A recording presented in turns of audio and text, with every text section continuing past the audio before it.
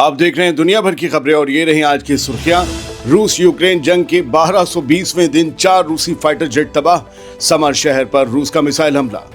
वजीरिस्तान में खुदकुश धमाका, पाकिस्तानी फौज के 13 सिपाही हलाक। ईरान की अमेरिका को वार्निंग, कहा अगला जवाब तबाहकुन होगा। सुप्रीम लीडर की तौहीन को लेकर भी दिया बड़ा बयान। डोनाल्ड ट्रंप का बयान आया सामने, कहा ईरान को $30 अरब देने वाली खबर है झूठ। तेहरान में शहीदों का जनाजा नहीं, जज्बा निकला। ईरान ने IAEA से रिश्ता तोड़ा। गजा के अल-मवासी में पूरे खानदान जिंदा दफन, हेल्थ सिस्टम तबाही की कगार पर। कतर कर रहा गजा में सीज फायर की कोशिश। इधर इसराइल के हथियारों पर पल रहे अबू शबाब गैंग ने गजा के नासर अस्पताल पर किया कब्जा। और वेस्ट बैंक में यहूदी दंगाइयों ने IDF के फौजियों को भगा भगा कर पीटा, जान से मारने की कोशिश भी की।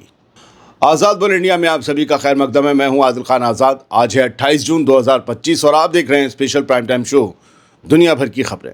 तो चलिए शुरू करते हैं दुनिया भर की खबरों का ये सफ़र तफसील से। रूस और यूक्रेन के बीच जारी जंग के 1220 दिन पूरे हो चुके हैं।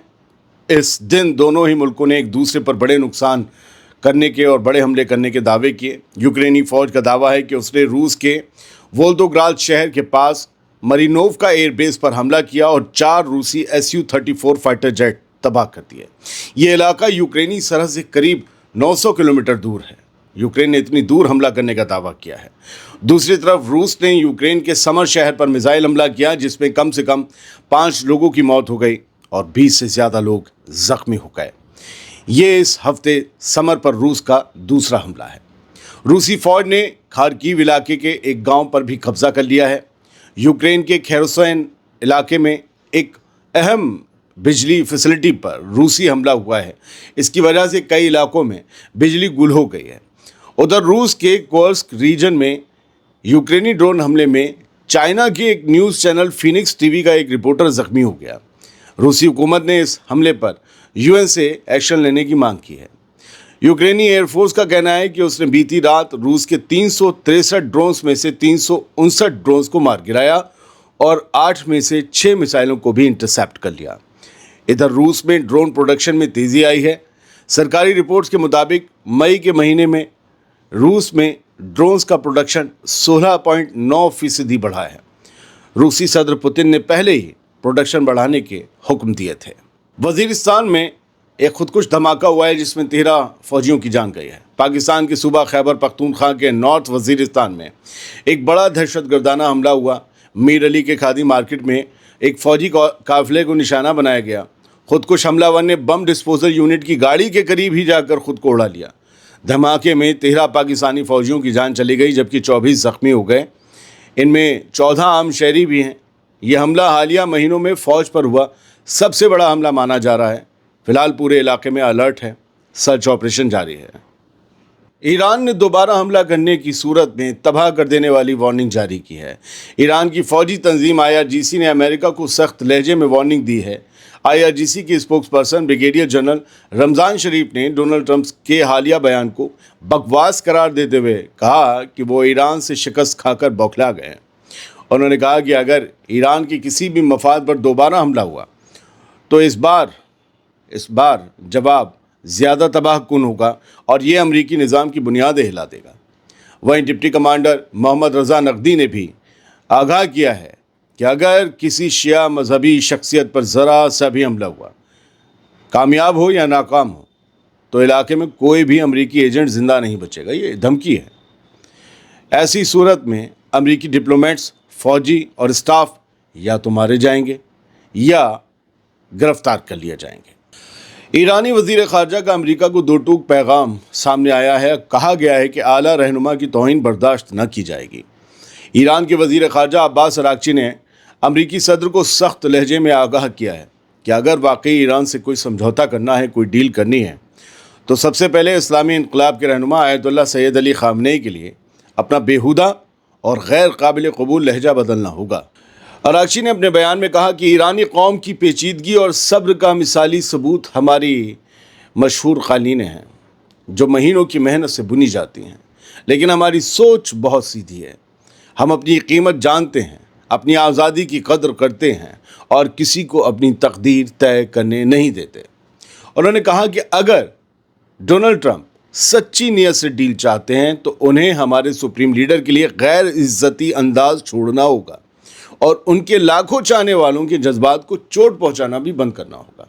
عباس اراغچی نے اس کے آگے کہا کہ ایرانی عوام نے پوری دنیا کو دکھا دیا ہے کہ اسرائیل، اس کی حکومت کو اپنی جان بچانے کے لیے ڈیڈی کے پیچھے بھاگنا پڑا۔ یہاں پر عباس اراغچی ڈیڈی امریکہ کی طرف اشارہ کر رہے ہیں۔ تو انہوں نے کہا کہ ہماری میزائلوں کی طاقت کے آگے ان کے پاس اور کوئی چارہ نہیں تھا سوائے اس کے کہ وہ اپنے ڈیڈی کے پیچھے چھپ کر بچیں۔ اسرائیل والے، ہم دھمکیوں اور توہینوں کو ہلکے میں نہیں لیتے۔ اگر غلط فہمیاں کسی بڑی غلطی کی طرف لے جائیں تو ایران اپنی اصلی طاقت دکھانے میں ایک لمحہ بھی دیر نہیں کرے گا اور یہ کسی بھی غلط فہمی کا خاتمہ کر دے گا۔ آخر میں وزیر خارجہ نے لکھا کہ خیر سگالی کا جواب خیر سگالی سے ہے اور عزت کا جواب عزت سے ملتا ہے۔ اصل میں ٹرمپ نے کل رات کہا تھا کہ میں نے خامنئی کو شرمناک موت مرنے سے بچا لیا اور وہ میرا شکریہ بھی ادا نہیں کرتا۔ بس ایسے ہی لفظوں پر ایران نے اپنا اپوز ظاہر کیا ہے۔ ڈونلڈ ٹرمپ کا فیک نیوز پر حملہ، ایران کو $30 ارب دینے کی بات کو انہوں نے سراسر جھوٹ بتایا۔ امریکی صدر ڈونلڈ ٹرمپ نے اس رپورٹ کو سرے سے خارج کر دیا ہے جس میں یہ کہا گیا تھا کہ وہ ایران کو $30 ارب کی مدد دینا چاہتے ہیں تاکہ وہ نان ملٹری نیوکلیر پروجیکٹس پر کام کریں۔ ٹرمپ نے اپنے ٹروتھ سوشل اکاؤنٹ پر لکھا، فیک نیوز میڈیا کا کون سا گھنونا اور بندہ جو ہے یہ بکواس پھیلا رہا ہے۔ فیک نیوز میڈیا کا یہ کون سا پارٹ ہے، کون سا بندہ ہے جو اس طریقے کی نیوز پھیلا رہا ہے کہ میں ایران کو $30 ارب دینے جا رہا ہوں۔ انہوں نے کہا کہ میں نے تو کبھی ایسی بیوقوفی بھری بات سنی ہی نہیں۔ ایک اور جھوٹ ہے، ایک اور ہویکس ہے جو صرف مجھے نیچا دکھانے کے لیے پھیلایا جا رہا ہے۔ یہ لوگ بیمار ہیں، سک، دوز پیپل آر سک۔ ٹرمپ کے اس بیان کے بعد پھر سے فیک نیوز کا مدعا امریکہ کی سیاست میں گرما گیا ہے کہ آخرکار ٹرمپ کی حکومت کے خلاف امریکہ میں اس طریقے کی فیک نیوز کون پلانٹ کر رہا ہے۔ اور جب یہ نیوز بڑے بڑے پورٹلز پہ آ جاتی ہے تو ہمارے یہاں بھی یوٹیوب پر یا میڈیا ہاؤسز میں اس نیوز کو فالو کر لیا جاتا ہے۔ وہ بھی کیا کریں، انہیں لگتا ہے اتھینٹک ہے، خبریں بن جاتی ہیں، ان کا کوئی قصور نہیں۔ لہٰذا امریکہ کو اپنے یہاں ہی جھانکنا ہوگا کہ کیا چل رہا ہے۔ خیر، تہران میں جنازہ نہیں جذبہ نکلا، اسرائیلی ظلم کے شہیدوں کو آخری سلام پیش کیا گیا آج۔ ہفتے کی صبح تہران کی سڑکوں پر ہزاروں افراد کا سمندر امڑ پڑا۔ یہ جنازہ تھا ان 60 سے زیادہ ایرانی شہیدوں کا جنہیں اسرائیلی حکومت کی تازہ جنگ میں شہید کر دیا گیا۔ اس بڑے جنازے میں ایران کے senior military commanders, nuclear scientist, صحافی، عام شہری، عورتیں اور بچے شامل تھے۔ لاکھوں لوگوں کا ہجوم تھا، صرف آنسو نہیں، غصے اور جذبے کا سمندر بھی ساتھ بہہ رہا تھا۔ جنازے کے دوران ایران کے اعلیٰ عہدیداروں نے کھلے لفظوں میں پھر سے وارننگ دی کہ اگر باہر سے حملہ جاری رہا تو ایران خاموش نہیں بیٹھے گا۔ اس جنازے میں ایک اور اعلان بھی کیا گیا جس کے متعلق میں آپ کو آگے ایک تفصیلی خبر دکھا دوں گا، چھوٹی سی تفصیل میں آج۔ اس جنازے میں جو اعلان کیا گیا وہ یہ کہ IAEA سے تعاون کوآپریشن پوری طرح سے ایران ختم کر رہا ہے۔ تہران کا یہ منظر صرف غم کا نہیں تھا، یہ ایرانی عوام کی اس عزم اور ہمت کا اعلان تھا جو کسی بھی دباؤ میں جھکنے کو تیار نہیں ہے۔ ایران نے انٹرنیشنل ایٹامک انرجی ایجنسی یعنی IAEA کے ساتھ رشتوں میں ایک اور بڑا قدم اٹھا لیا ہے۔ ہفتے کے دن ایران کے وزیر خارجہ عباس اراغچی نے اعلان کیا کہ ہم IAEA کو اپنی نیوکلیئر سائٹس پر نگرانی کیمرے لگانے کی اجازت نہیں دیں گے۔ اب ہم کیا بنائیں گے تمہیں پتہ نہیں چلے گا۔ اور ایجنسی کے ڈائریکٹر رافیل گروسی کو ملک میں داخل ہونے سے بھی روک دیں گے، یعنی انہیں انٹری نہیں لینے دیں گے۔ اب تمہارا کوئی ویلکم نہیں ہے، یہ عباس اراغچی نے کہا۔ ایران کا یہ فیصلہ IAEA کے ساتھ تعاون یعنی کہ کوآپریشن کو لے کر گہراتے تناؤ کا سیدھا اشارہ ہے اور ایک مضبوط پیغام بھی ہے کہ اب ایران اپنے فیصلوں میں کسی باہری دباؤ کو برداشت نہیں کرے گا۔ یمن سے آج ایک بار پھر سے میزائل چھوڑی گئی۔ یحییٰ ساری نے اعلان کیا کہ پوری طرح سے آپریشن ہمارا کامیاب رہا۔ یمن کی فوج نے، یمنی آرم فورسز نے اسرائیل کے قبضے والے علاقے میں ایک اور بڑی کارروائی کی ہے آج۔ ہفتے کے دن یمنی فوج کے ترجمان بریگیڈیئر جنرل یحییٰ ساری نے ایک ویڈیو بیان کے ذریعے اعلان کیا کہ یمن کی مجاہد فوج نے اسرائیل کے قبضے والے بیر شیوا میں ایک حساس یعنی کہ ایک سینسٹیو ملٹری ٹارگٹ پر जुल्फ़िकार बैलिस्टिक मिसाइल से सीधा वार किया। जनरल सारी ने यह कहा कि जुल्फ़िकार, उनका ही प्रोनाउंसिएशन है जुल्फ़िकार ने निशाने को बिल्कुल सटीक तरीके से हिट किया और ये ऑपरेशन मुकम्मल तौर पर कामयाब रहा। हालांकि आईडीएफ का कहना है कि उन्होंने हूथीस की इस मिसाइल को हवा में ही मारकर गिरा दिया। फिलहाल इस हमले को फ़लस्तीन में जारी इस्राएली जंग के जवाब में यमन की तरफ से मजबूत पैगाम माना जा रहा है और यमन ये बताने की कोशिश कर रहा है कि ईरान और इस्राएल का सीज़फायर हुआ होगा। ईरान ने हमले बंद कर दिए होंगे लेकिन यमन के हमले बंद नहीं होंगे। फिलहाल गज़ा की बात करते हैं और 2-3 बड़ी अहम खबरें। गज़ा में क़यामत जैसा मंजर है। अल मवासी इलाके में ख़ानदानों को ज़िंदा दफन कर दिया गया। इतना बड़ा बम और मिसाइल मारी गई कि टेंट, इतना बड़ा गड्ढा हुआ कि टेंट उसमें धंस गए और फिर मिट्टी ऊपर कवर हो गई, उन्हें ढूंढा गया। इजरायली बमबारी थमी नहीं, लाशें मलबे में दबी हैं, अस्पताल तबाही की कगार पर हैं। गज़ा में इंसानियत का जनाजा उठ रहा है और दुनिया खामोश है। अलमवासी इलाके में इस्राएली बमबारी ने वो मंजर पैदा किया जिसने रूह तक को हिला दिया। मैंने जो तस्वीरें देखी वो दिखा नहीं सकता, यूट्यूब की कम्युनिटी स्ट्राइक और गाइडलाइंस की बात है, लेकिन दिल लरस गया। यहाँ पूरे के पूरे ख़ानदान जिंदा दफन हो गए। शेल्टर और राहत मरकज़ भी अब इस्राएली टारगेट बन चुके हैं। गज़ा का हेल्थ सिस्टम पूरी तरीके से टूटने के करीब है। डॉक्टरों के पास दवाएं नहीं हैं, ना बिजली, ना ही सांस लेती हुई लाशों को निकालने का कोई वक्त है, ना कोई मशीनरी है। हाथों से मलबों को हटाया जाता है, टनों टन मलबे को। गज़ा की हेल्थ मिनिस्ट्री के मुताबिक पिछले 24 घंटे में 81 फ़लस्तीनी शहीद हो गए, 422 जख्मी हुए। मगर ये सिर्फ वो लाशें हैं, ये वो आंकड़े हैं जो मलबे से निकाली जा सकें।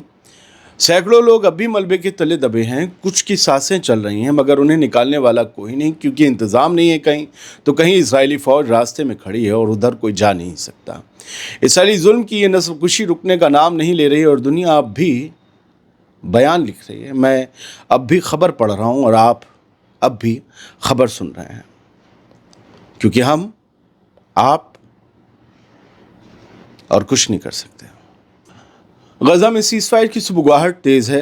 कतर ने अपील की है कि अब भी वक्त है, इसराइल और हमास गज़ा ट्रूस का मौका न गंवाएं। ईरान इसराइल जंग पर हालिया सीज़फायर के बाद अब कतर ने इसराइल और हमास से अपील की है कि गज़ा की जंग को रोकने के लिए इस मौके की खिड़की को बंद ना होने दें। कतरी वज़ारत ख़ारजा के तर्जुमान माजिद अल अंसारी ने कहा कि वाशिंगटन और काहिरा यानी कि अमेरिका और मिस्र के साथ मिलकर गज़ा में नए ट्रूस के लिए कोशिशें तेज़ कर दी हैं। ये बयान उस सीज़फायर के बाद आया है जो अमेरिका और कतर की पहल पर ईरान और इसराइल के बीच हुआ है।